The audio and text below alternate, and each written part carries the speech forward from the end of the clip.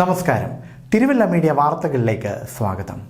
തിരുവല്ലയുടെ അഭിമാനമാണ് സംവിധായകൻ ബ്ലസ്സി.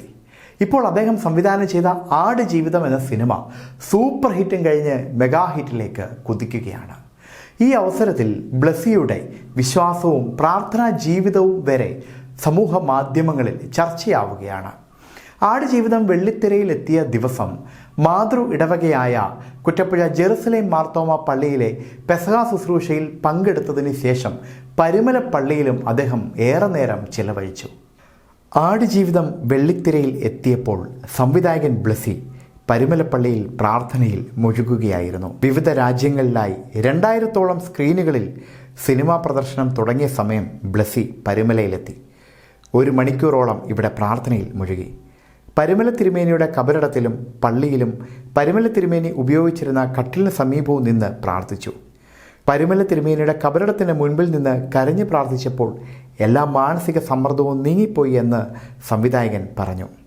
ഭാര്യ മിനി, മകൻ അഖിൽ എന്നിവർക്കൊപ്പമാണ് ബ്ലസ്സി എത്തിയത്. മൂത്ത മകൻ ആദിത്ത് മെൽബണിലാണ്. ആടുജീവിതത്തിൻ്റെ ഷൂട്ടിങ്ങിനിടയിൽ പല പ്രതിസന്ധികൾ ഉണ്ടായപ്പോഴും തികഞ്ഞ ഈശ്വരവിശ്വാസവും പരുമല തിരുമേനിയോടുള്ള പ്രാർത്ഥനയും തുണയായിട്ടുണ്ടെന്ന് ബ്ലസ്സി പറഞ്ഞു. 2020 ഒക്ടോബർ 27 പരുമല പെരുന്നാളിനോട് അനുബന്ധിച്ച് നടന്ന ഗ്രിഗോറിയൻ പ്രഭാഷണ പരമ്പര ഉദ്ഘാടനം ചെയ്ത് നടത്തിയ പ്രസംഗത്തിൽ ആടുജീവിതത്തിൽ നേരിട്ട പ്രതിസന്ധികളും പരിശുദ്ധ പരുമല തിരുമേനിയുടെ കബറിടത്തിൽ നടത്തിയ പ്രാർത്ഥനയും തുടർന്നുണ്ടായ ദൈവിക നടത്തിപ്പുകളും വ്യക്തമായി അദ്ദേഹം വിവരിച്ചിരുന്നു.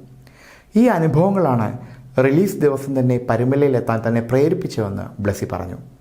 ബ്ലസ്സിയുടെ ഭാര്യയും മകനും സഹോദരങ്ങളും അവരുടെ കുടുംബവും ഭാര്യാപിതാവും മാതാവും ഉൾപ്പെടെ 17 പേർ കടപ്ര ആശീർവാദ് തിയേറ്ററിലെത്തി ആടുജീവിതം കണ്ടു.